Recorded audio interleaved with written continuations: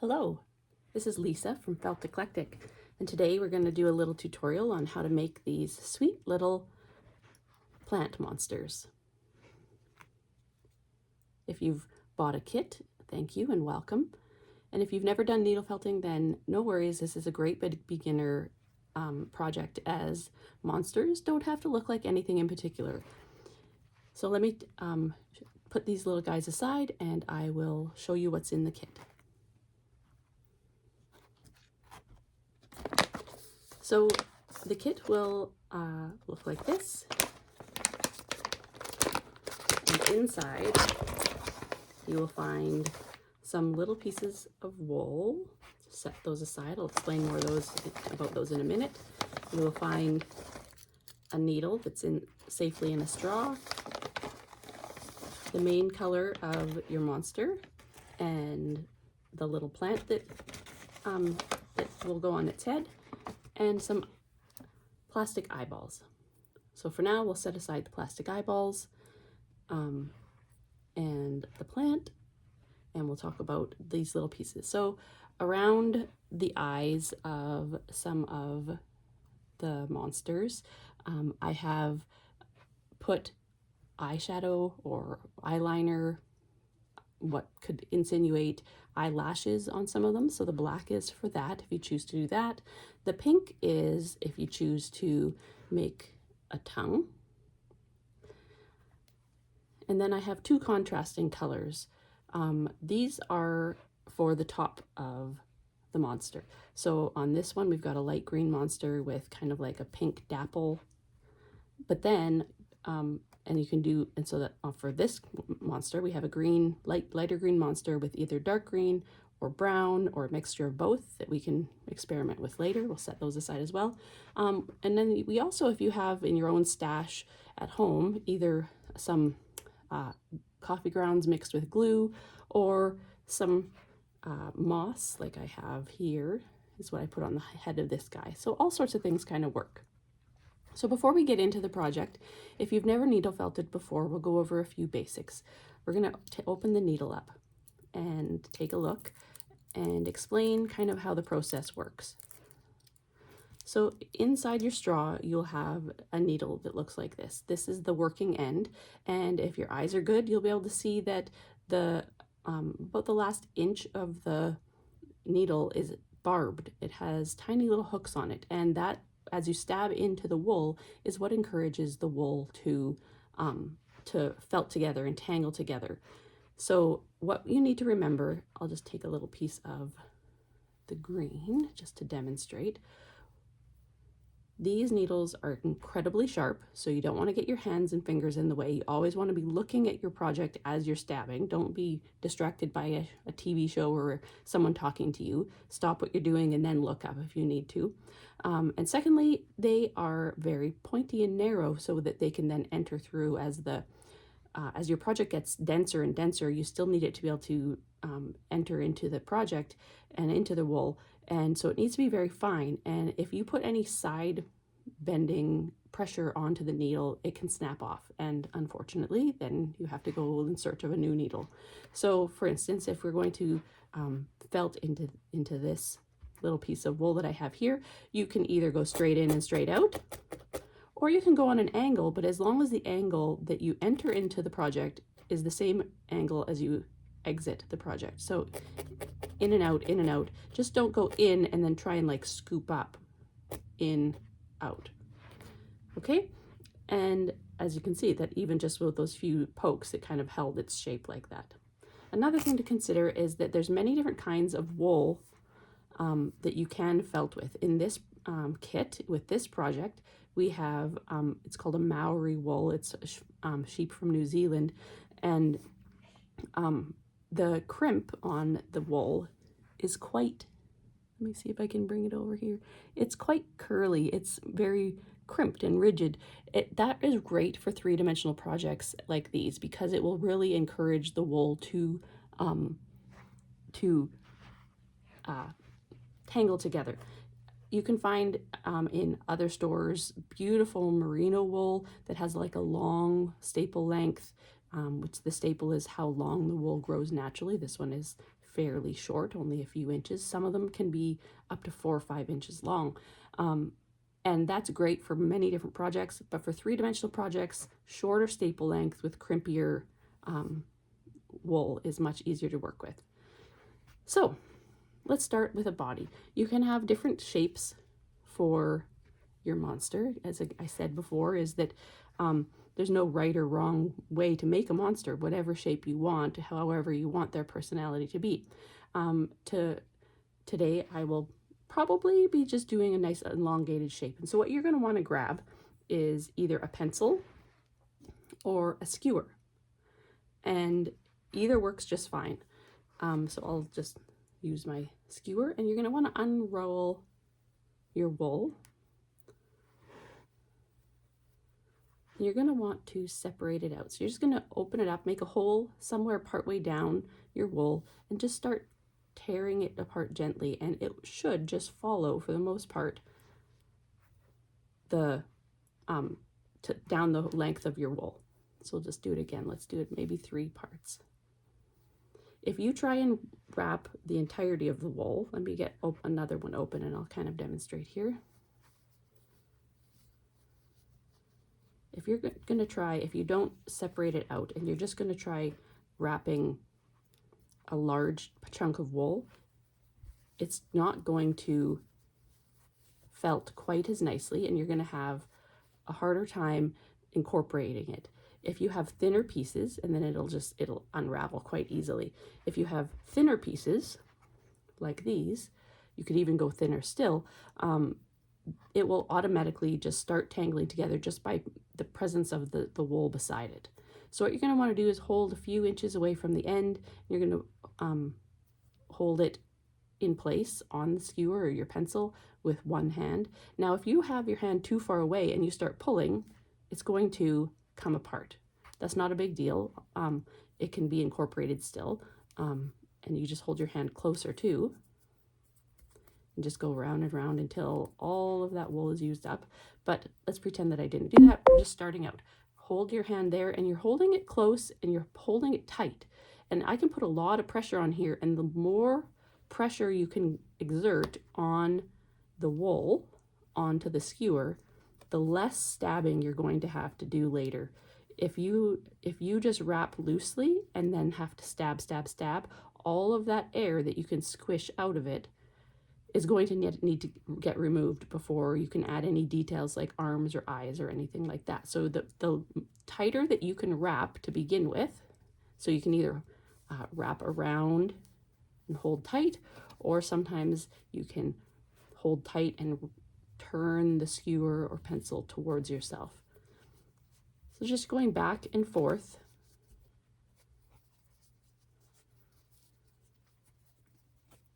In however long you want the body to be. And actually, I guess now would be a good time to talk about how long you want the shape of your monster's body to be. In your kit, you have the little pot that the plant comes with. Now, clearly, these monsters that I made, if they were in the pot, they would sit on top, and that would be pretty cute. But what I also have is I have just pots from a dollar store that then they can sit inside, and then it can just sit on your desk. So, or if you don't even want a pot, you can just have them, you can just felt a little flat spot on their bottom sides, and it can sit on a desk. So I'll just continue going. If you wanted it to sit in the pot that comes with, you would then need to measure the height of your pot versus the height of your monster. And this was actually probably about good if you wanted it to be just from the bottom to the top. And then you would also only wrap as wide as the inside diameter of the pot. But I'll be doing a bigger one just to continue on with the theme of the ones that I've already been making. So to add a new piece of wool, you're going to do the same thing as you did when you started before. Is you're just going to hold your thumb on, and you're going to wrap tightly If you want to make it a little bit longer, you can come down onto the skewer again and wrap, kind of angling your wool towards the center of the project. Now see how this got kind of thick here, and it's going to be harder to deal with. So you can either pull some of that off, or you can pull it part way off, and then that kind of narrowed it out.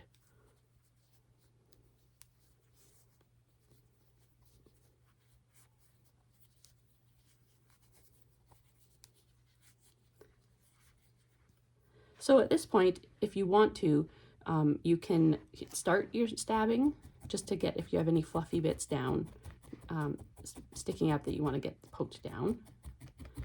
If you want to start adjusting the shape of your monster's body, you can do that. The nice thing about the skewer is that you can stick it into your foam, and then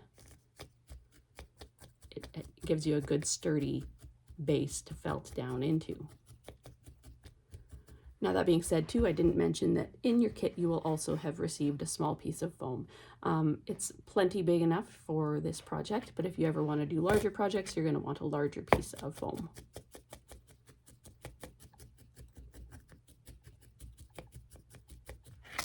So let's grab another piece of wool. And so you're going to continue wrapping your wool until it's the size and shape that you want.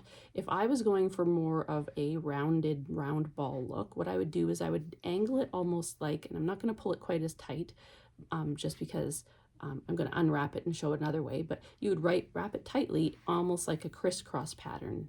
So you see how it went up on an angle, down on an angle in the back, and then up on an angle. And that's going to build up more wool in the center that you can then work with. But if you want it more of the kind of hot dog shape, you're just going to keep going up and down, round, like around the entirety of the length of the wool that you have been starting to build up. Now sometimes, as a matter of fact, a lot of times when I'm making these, I might have an idea in mind of what I want to make, and as the wool is forming, it's almost like it has its own personality that is starting to come through and kind of showing what shape it wants to be, or what eye shape it wants to be, or if it wants eyelids or not. And we'll kind of see how that goes as we come along. Okay, so this is not quite big enough yet, so let's grab another one of our rolls of the body color, pull off a piece, and start again. You will often find vegetable matter in your wool. That's normal. These sheep live outside, and in the process of manufacturing, sometimes little pieces of the plants still are attached. Just pick them on out.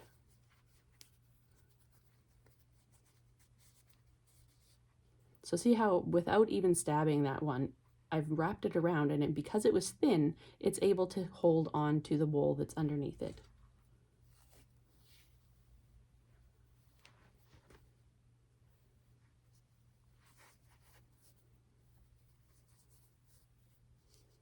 So I've been felting for about 15 years now, and you know, people often say, how do you get started in this? And well, I was lucky enough to be introduced to it by a friend, and the very first thing I made was a blueberry. And so when people say, I can't do this, well, everyone starts somewhere, and a blueberry is a great place to start. I still have that blueberry, and I look at it, and it reminds me of how far I've come. So this is getting pretty close to being about the size and shape that I want. I might, let's see, I might put one more piece on actually.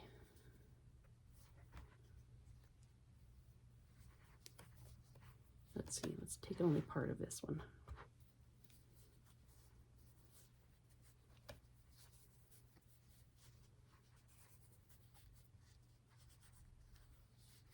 So the reason that we wrap around a skewer or a pencil is so that we can get that leverage behind it. Sometimes you might see people felting and trying to roll up like this, which totally works. I just find that it is much harder to get a lot of the air out of the wool when you've rolled it up that way. And you can see it works, but it's quite squishy, whereas this already is quite firm. So we'll just spend some time firming up the main body of your monster. Now, people often ask too, how often do I need to needle felt? How long will it take? How hard should the body be? And that is partially general preference, but in order to make your life easier, it's actually best to have your base very firm, because then whatever you're felting into it is going to stick. It's got a firm base. So if we go back to this thing that I haven't even felted really at all, if I try and felt something onto it, let's just make a funny little shape. We'll pretend it's an arm.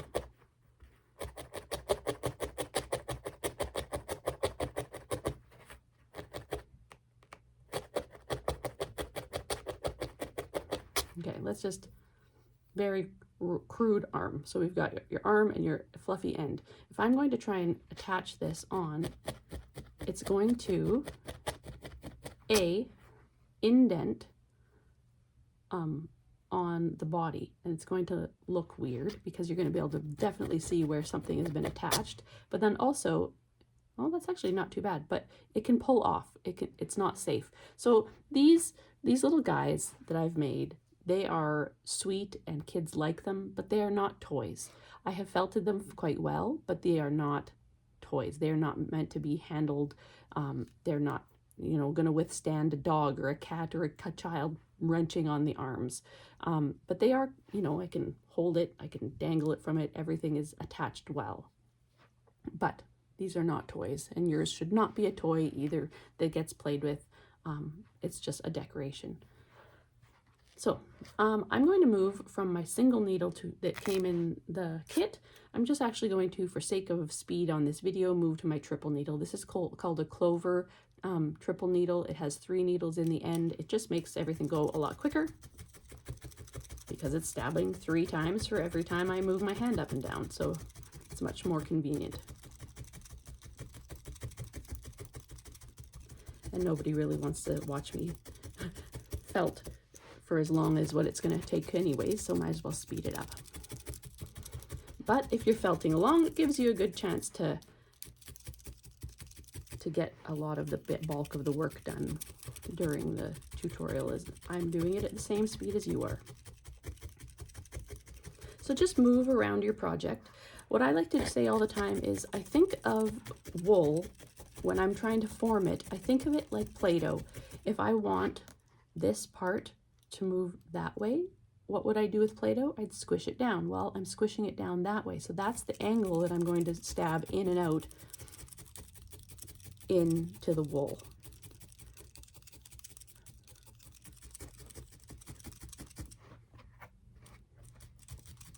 You can manipulate the wool in many, many ways, and it's also very forgiving too.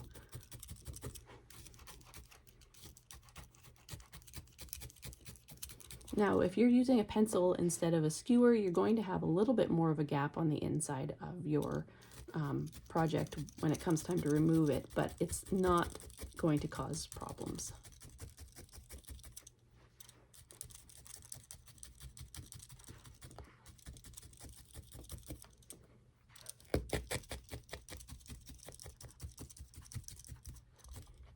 Oh yeah, I think it would be time to take it off, because right now it's a little bit lemon shaped, which I guess isn't terrible. It's the lemons or plants too. But what you're going to do is you're going to just poke it down into your surface, and you're going to hold it, and instead of pulling your project off, you're actually going to pull up on your pencil or your skewer.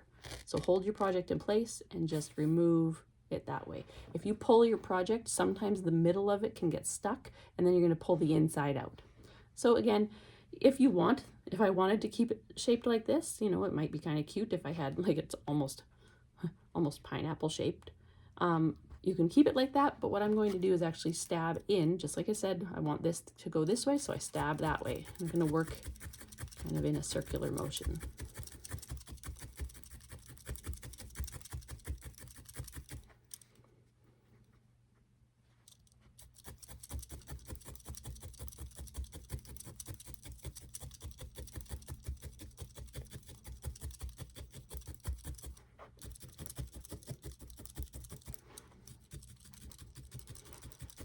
the longer you felt, the more difficult it will be for your needle to go in and out of your project, but that will help you understand when you're actually getting closer to being done.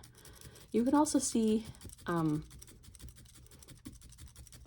the holes that your needle makes easier in the beginning and more difficult to see them as your project firms up.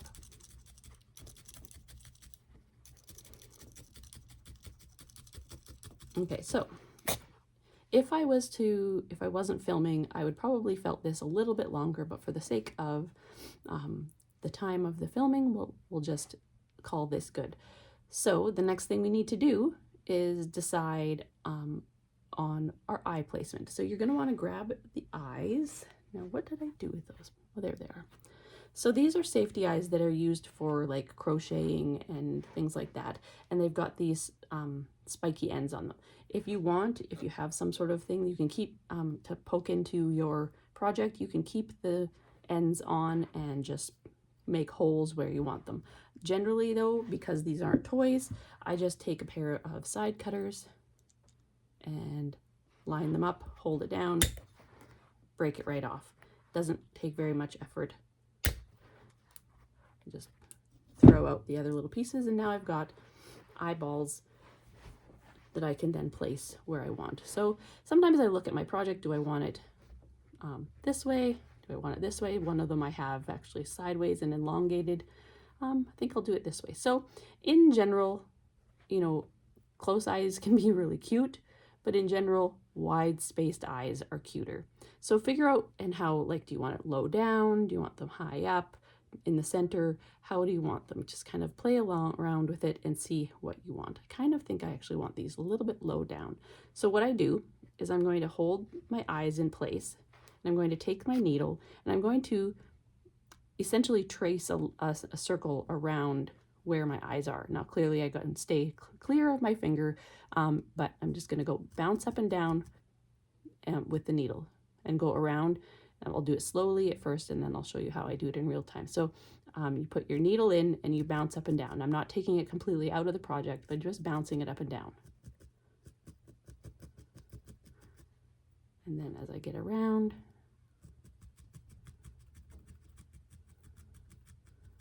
I move my finger so that I can do the entire circle. So then I should be able to take that one off, and you can see, hopefully, that there's the circle of the eye. So now I just got to make sure my other eye is placed where I want it and do the same thing for the other eye.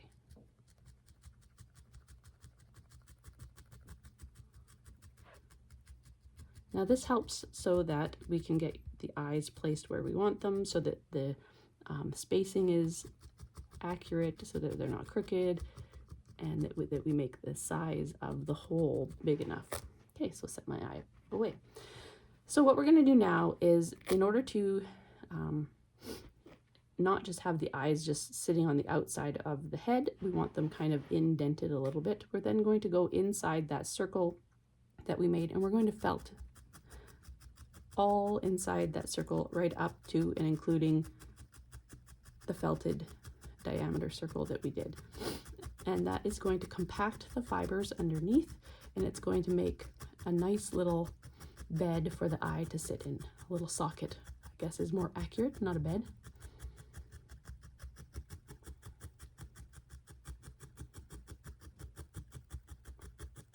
In the middle too. And you can do this quite deep if you want. The deeper you do it, you might have to make the outside diameter a little bit bigger, because as you're stabbing down, some of that wool just gets kind of compressed and makes the circle smaller.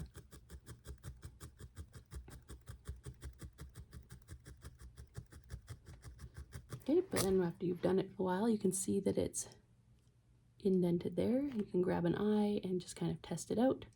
It's like, yeah, it looks cuter, more realistic. I suppose realistic for a monster is a funny thing to say, but looks more natural to have the eyes not just sitting and protruding out the top. So we'll just do the same thing for the second eye.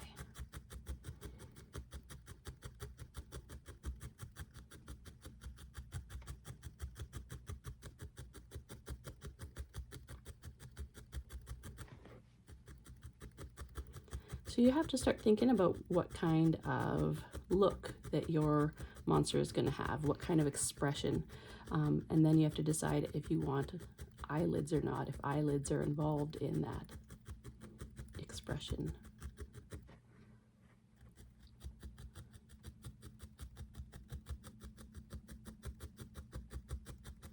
And we'll get to that in just a minute, which shows another technique. Okay. So let's test it out again. Whoop.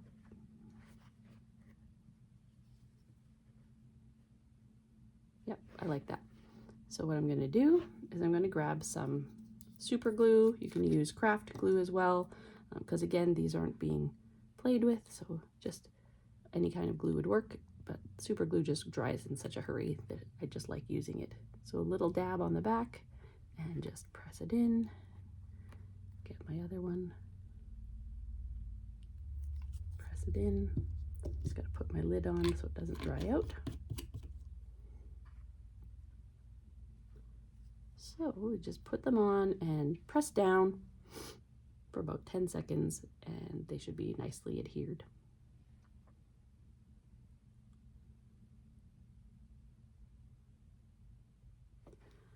Okay, so here's my guy. So again, I did put them on low and I liked that, but then you can always just turn it around and see what you think.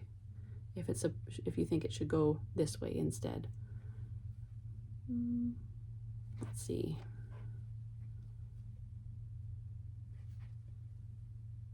You know what, maybe I will do it this way. Got to be willing to just change what your thoughts are and what your ideas are in your project. Okay, so the next part is a mouth. I like having just little black mouths generally. Sometimes I do the open mouths, but I will show how to do both.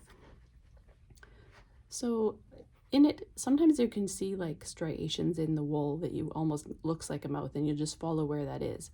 But I like to have the mouths be cut up high for a fair amount, and I just kind of press my needle in a little bit just to give me an idea of where it might be and what would look good.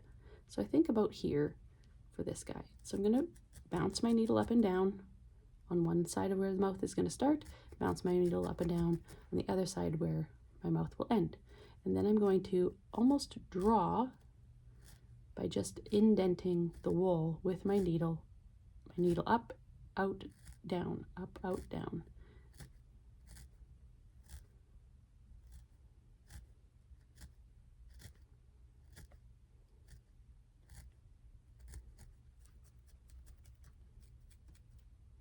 And once I'm happy with that, then I can take some of the black wool that is in your kit, and you're just going to take just this very small amount.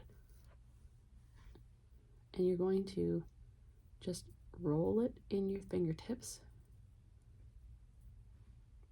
just to start it to be felted a little bit.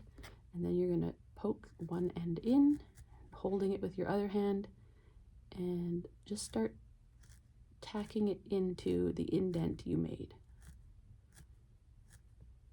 Now, if you get to the end and you have more wool still that is poking out, you can either start working your way back or just get a small pair of scissors, snip it off, and just punch down the end. So he looks pretty cute like that, and we could leave him like that. Or if you wanted to have a more open mouth look, you could just take a pair of scissors and clip into the main body, just to give yourself something to work with.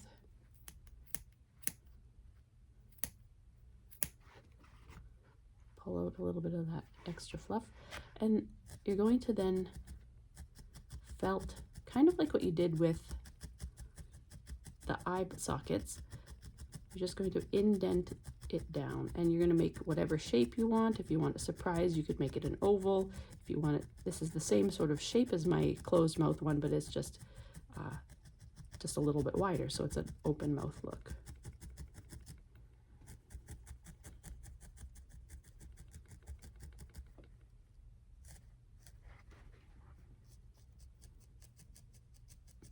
Just make a more pronounced upper palate by going more perpendicular with, sorry, parallel with the roof of the mouth.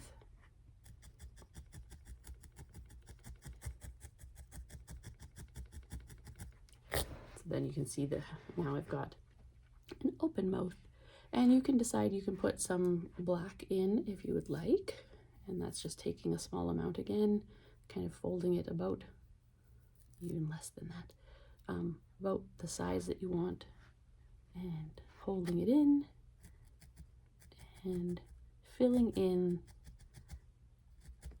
the hole of the mouth, and that way it gives a bit more of like an indicator that this is a hole. It's a little white piece. Let's take out there. You can gently move some of the fibers away, but just don't move a lot, otherwise it'll snap your needle as well.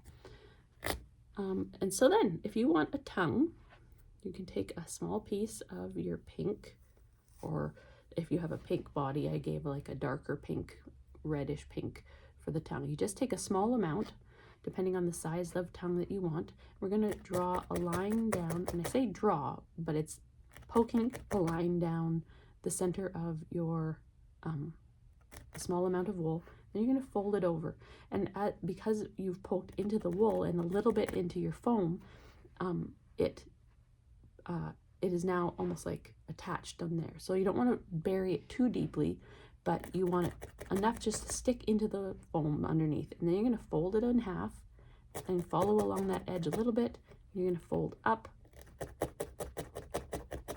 and just start gently poking only about the first 1/8 of an inch into the foam. And you're going to lift it up and flip it over, because if you bury the needle too deeply into the foam, you're just burying fibers of the wool deeper into the foam, and every time you pick it up and lift it, you'll see the little pieces that have been buried into the foam. So every time you do it, you want to almost do it less and less into the foam. You can hear the difference. If I go into the foam, it's like this,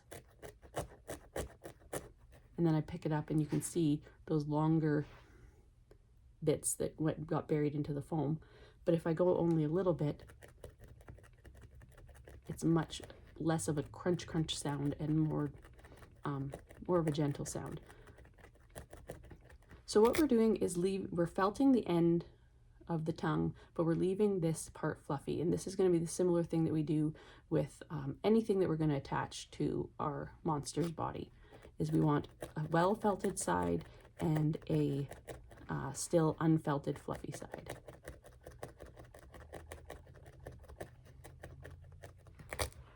So once you are happy with the density of your tongue, you might not be happy with how fuzzy the edges are. So you're going to take your needle and you're going to gently parallel again, go with your side of your tongue, go in and out, flip it over, parallel with the side, in and out, and that's going to get rid of some of those fluffy edges. I'm going to do it to the tip. Now be very careful with your fingers that you're not poking the needle into your fingers.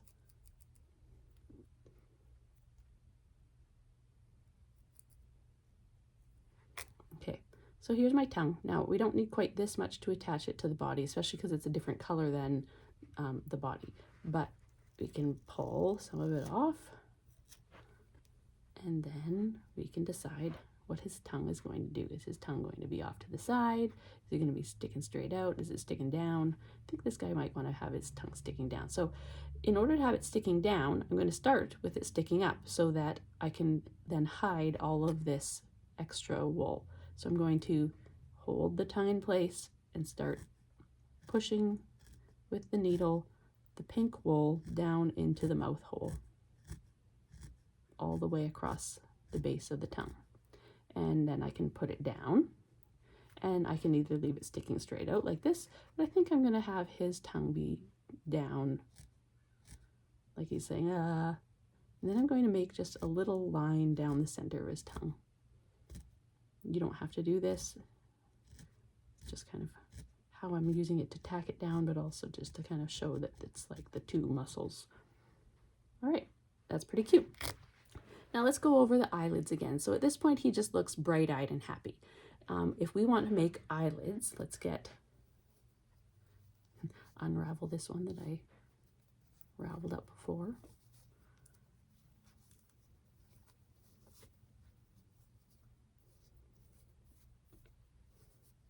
Okay, so we're going to start off, and it's going to be similar to the tongue.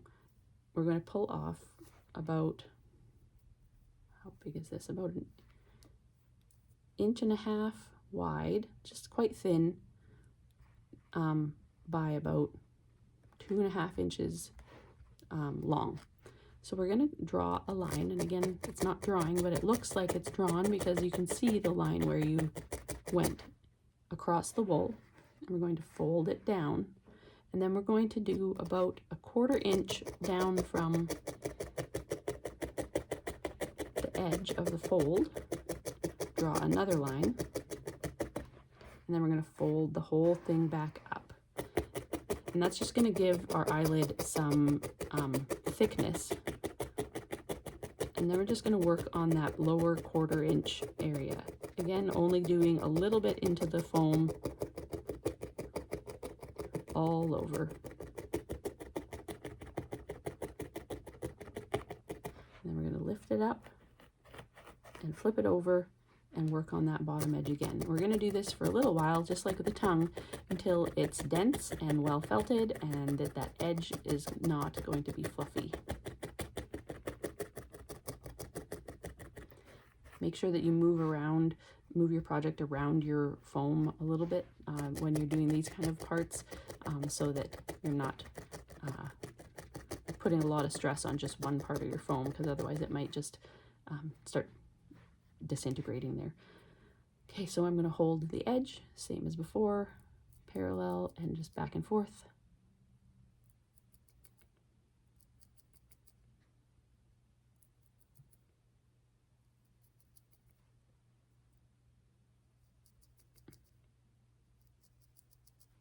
So you can see how much difference it makes. It gets rid of that fuzzy edge. You don't want the fuzzy edge dangling down into your eye, your monster's eye. So once those are gone, so it's still kind of thick, so I'm going to just work for a while stabbing it thinner. The longer you stab it, the thinner it'll get, the denser it'll get. Flip it over every now and again.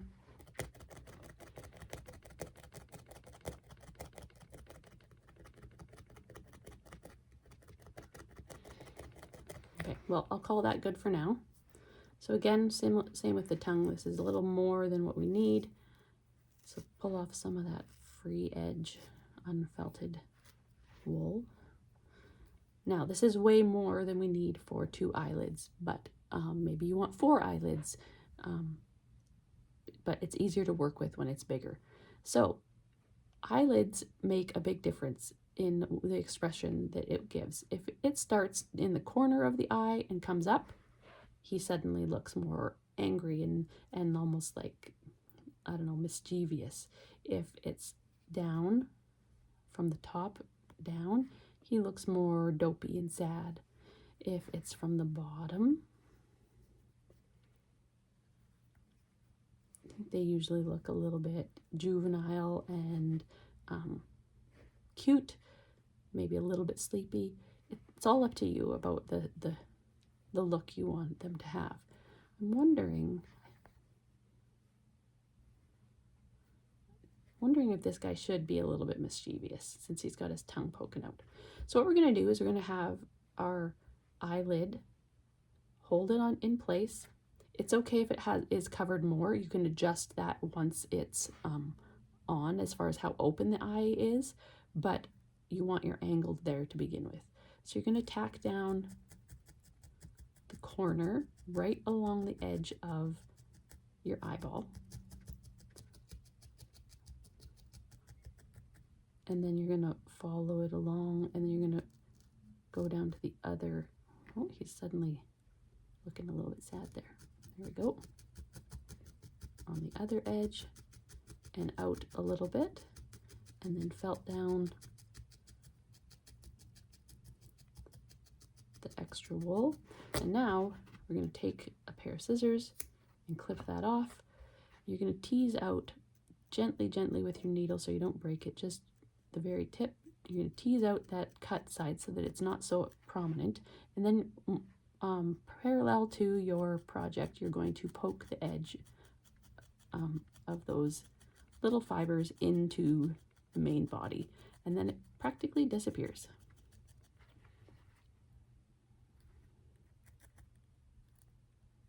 A little bit, I could have spent a bit more time on the edge of the eyelid so it didn't get these fuzzies. That's okay. Okay, so now with our other side, we're going to match it up about where, oh, look at that part. Not happy with that hanging over the edge.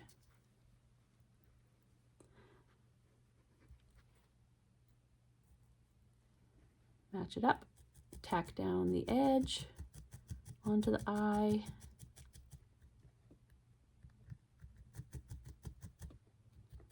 Go to the other side and go around, doing the top part that's unfelted.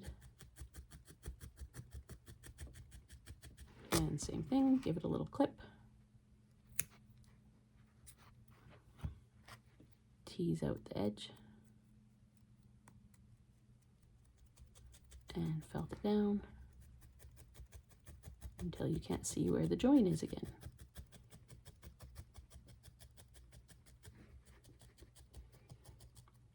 So you can double check with your eyes to see how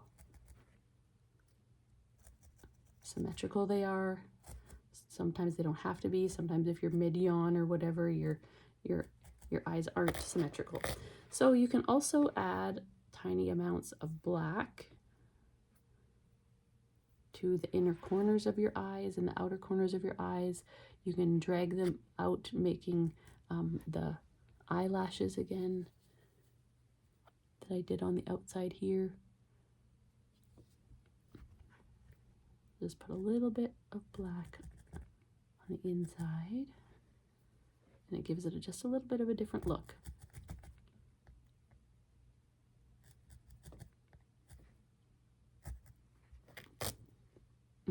I like him. He's kind of mischievous. So then you decide, do you want arms or tentacles or feet or anything like that? And let's give this guy a pair of longer arms. So both of these ones have shorter arms. This guy's got long tentacles. So we'll do actually just a couple of long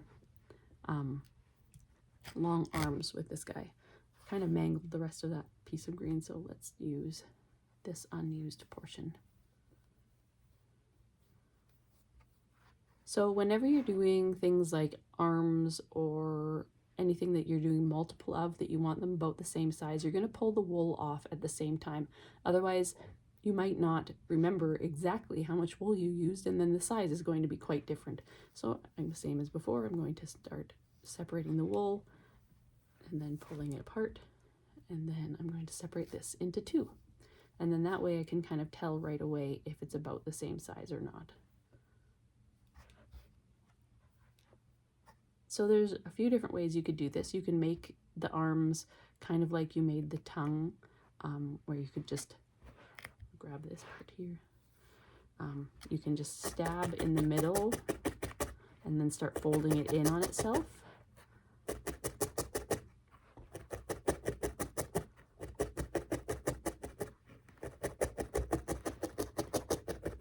Just pick it up and be moving it around as you're felting it down more and more, and as you felt it more and more, it'll look less fuzzy than this.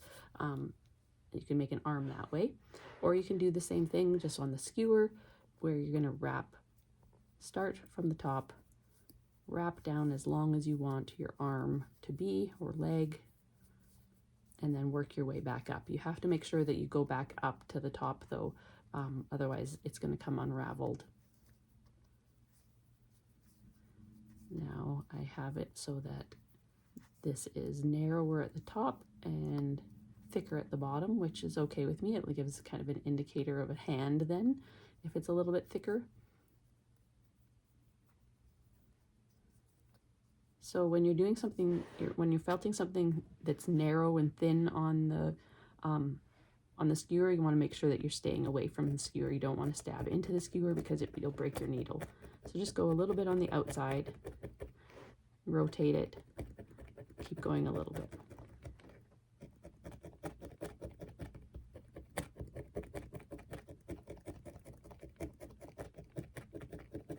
All the way around. So again, to take it off, you're going to want to hold the project and pull out the pencil or the skewer. And then you're gonna, this little end here, you want to round that off by just stabbing it into itself. And just felt it more to give it stability.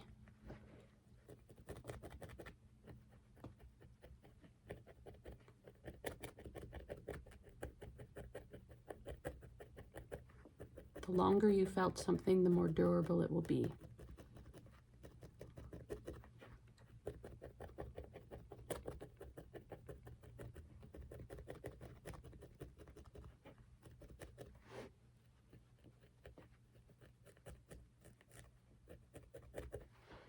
Set that one aside.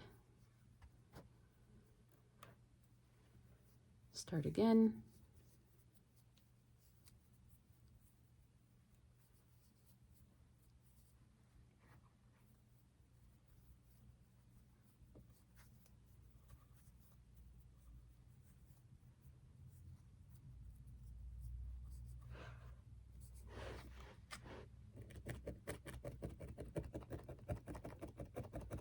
Along the edges just to help it hold its shape before you take it off the skewer.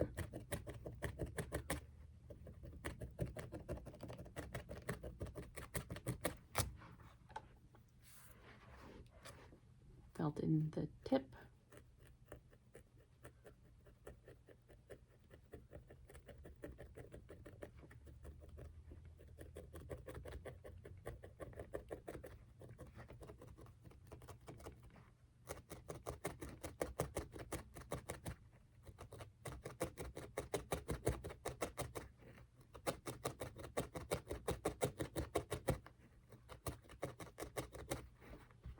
So you can see I'm not really felting this other end very much.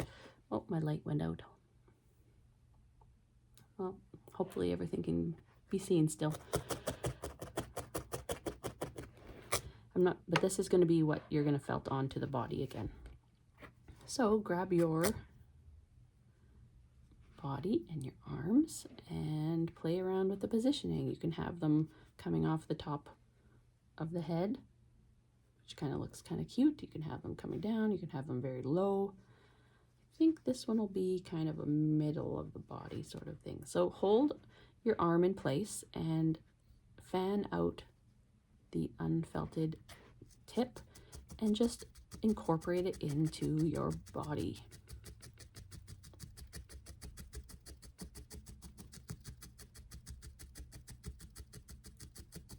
If you have an obvious spot where you've attached a limb that you can't seem to get to disappear, you can take a little piece of the wool and just cover it up and felt that down, and that should make it so that you can't see where your seam is of whatever it is that you added on.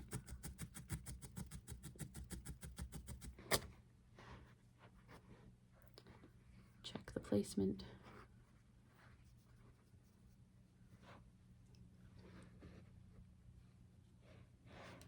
And do the same thing.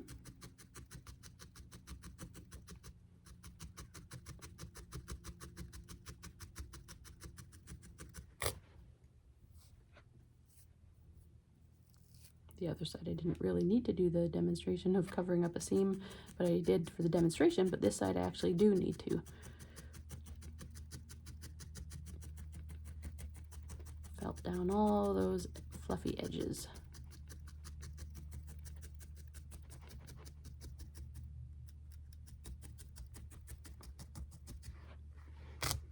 Okay, so there's my little guy.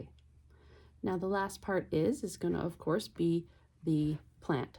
So the plant pot that you'll have got in your kit is in this kind of fake ground stuff. So you can just pull your plant off. Sometimes it's going to take a little bit of effort, and sometimes it's going to leave the base in. That's okay. It's always going to have something in the bottom that you're going to be able to use to attach to your monster's head. You can then chip away at the dirt that came in the pot, and if you want to end up using these pots as your monster's holder. Otherwise, just toss it or recycle it for another project. So you figure out where you're going to want the plant to come out of the top of the head, and I think I want it about here.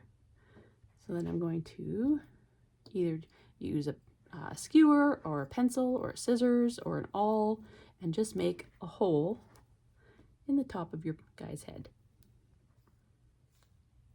and make sure that it's going to fit. Okay, good. And then we're going to get our glue again. Add the glue to the bottom of your plant.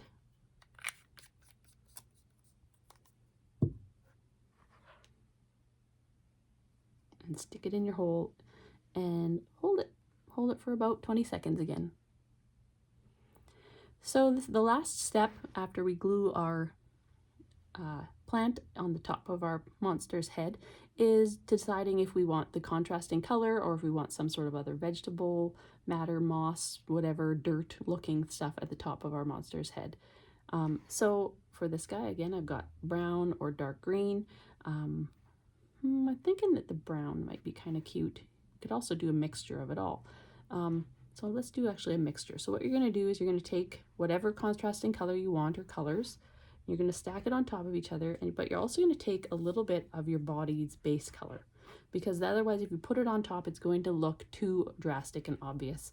So what you're going to do is you've got a stack of whatever you're going to be using for your contrast, and you're going to pull it apart and you're going to place it on top. So now I've just made a sandwich. It goes dark green, brown, light green, dark green, green, brown, light green. And each time I do that, it increases the amount of stacks in the sandwich, and it's blending the colors together so that it will be less drastic when I add a different color on top of our body, this main color. So once you have pulled and stacked enough till you like how it looks, you'll take some of that blend and just put it around the top of your monster's head and just felt it down.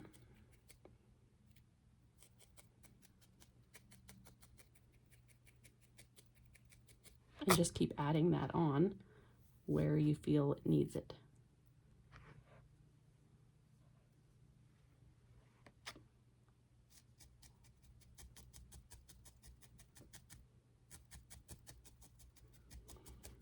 You don't have to add the contrasting color on to yours if you like it how it looks. I just feel that it kind of gives it a bit more of an organic look, which is kind of what we're wanting it to do, is kind of disappear into the pot so that your plant can kind of look like it's, you know, if it's just innocuously sitting on your desk or something, that's like people might just not have any clue that it's actually a little monster sitting on your desk.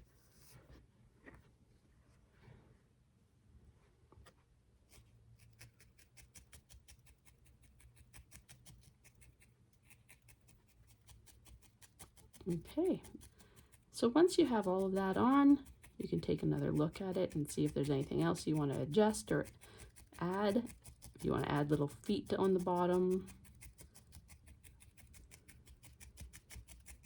go ahead and do that.